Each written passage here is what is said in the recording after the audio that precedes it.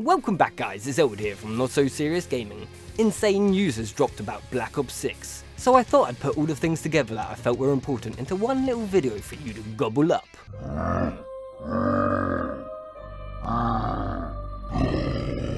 Gobblegums have made a return, as I'm sure you're all aware with the reveal of Mr. Peaks, a new supplier of hardcore addictive gums, allowing us to chew our faces off in the name of power. Just like in Black Ops 3, there are a bunch of different Gobblegums that each give you a unique advantage. Here is a list of all that has been announced so far and what they do. Shields up, your armor is twice as strong for 3 minutes. Killjoy, spawns in an insta-kill power up. Free fire, firing weapons consumes no ammo for the next 60 seconds. Soda Fountain, the next perk you purchase gives you an additional random perk. Phoenix Up, revive all teammates and they keep their perks. Wall to wall clearance, wall buys cost 10 essence. Perkaholic, gives the player all the perk colas in the map. Wonder Bar, the next gun from the mystery box will be a wonder weapon. Newtonian Negation, zombies killed fall straight up for 3 minutes. On the House, for a random perk. Sword Flay, deal 2.5 times melee damage. Respin Cycle, respin the magic box and the next weapon will appear with a higher rating than the previous one. Temporal Gift, all drops will last twice as long. Anywhere but here, teleport anywhere on the map. Profit Sharing, all points earned will be shared to players that are close by. Stock Option, all ammo used will be from the reserves. Wall Power, the next wall buy you purchase will be pack punched. Cashback, gives you a max ammo drop. A new addition to the Gobblegum system is that you're now able to hold 3 Gobblegums in your inventory at the same time, and you're able to use all 3 back to back, or save them until the time is right. Or if the time never feels right, you can save them for the next game. However, I would assume you must exfil or something of the sorts to secure their safety.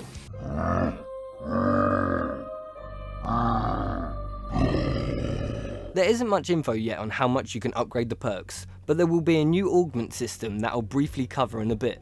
For now, here are the perks that we currently know of that are available at launch of Black Ops 6. Juggernog, increases your maximum health by 100. Quick Revive, reduce health regeneration delay by 50%, reduce the time it takes to revive the player by 50%. Speed Cola, increase reload and armor replating speed bonus by 30%. Stamina Up, increase movement speed.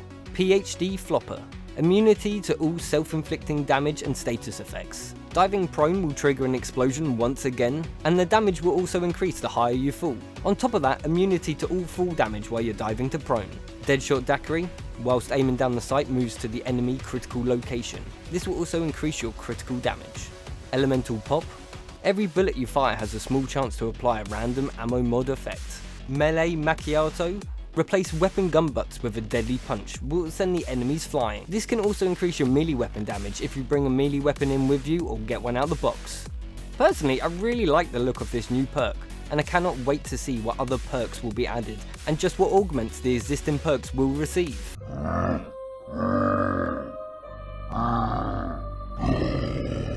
Augments in BO6 Zombies are buffs for items, including perks, ammo mods, and field upgrades, each sporting their own unique research path that you can see in the pre-game menu, in between your zombie matches, just like they did in Cold War, which I'm so glad that this has returned, as it was one of the better changes made in the zombies mode with the Cold War release. However, many sources state that you can upgrade each item with a major and or minor upgrade. For example, Dark Flare, which is a new field upgrade, can have a minor augment of Heavy Shadow. Zombies impacted by this beam are now slowed. Or the major augment Shadow Ball, where the beam is replaced with a sphere that damages the enemies as it travels and it detonates at the end of its duration. The new melee perk has some pretty cool augments, like the minor one when you get melee kills you reload a portion of your weapon, or the major augment that when you get a successful melee kill you can get 25 health.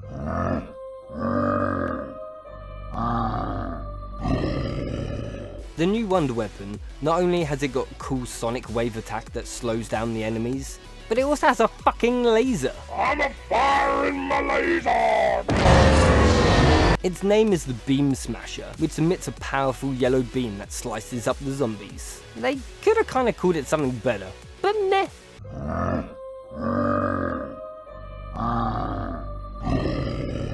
There's a new enemy that looks like something from Resident Evil. This handsy fella will lash out and grab you like a thrasher from Black Ops 3. I wonder if it consumes you, and you can travel around in its belly too. Spiderface, which is an infected zombie that once you kill it, a spider-like creature will spawn out from its face, ready to pounce on yours.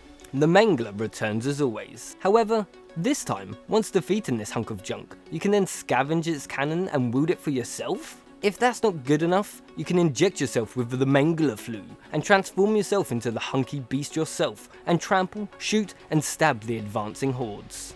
Even the new zombie models look pretty damn hot, some being so rotten their flesh has boiled and is dripping off, to now even including fat zombies for the first time in zombies history. Subscribe to see me try and kiss one of these. In game of course. Oh yeah, and there's some new looking parasites too. Here are just a few other changes that I heard and I just had to mention.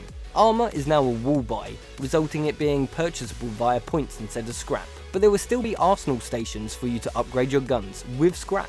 Save and quit is now going to be a feature, and pausing will also be a thing, but it's not clarified whether that's for online play with friends. But the one thing we do know with solo is all your perks, weapons and Easter egg progress will be saved. However, you'll only have one save file available, so you can only do it once and not do it once per map, which is kind of a bit of a shame. However, this will come in handy if your game ever crashes or any other issues that happens, as the game will save at the beginning of each round, and when you start the game it will ask you if you wish to overwrite your previous save. Co-op has had some work done to it too, as you can now join a friend at any round that they're on.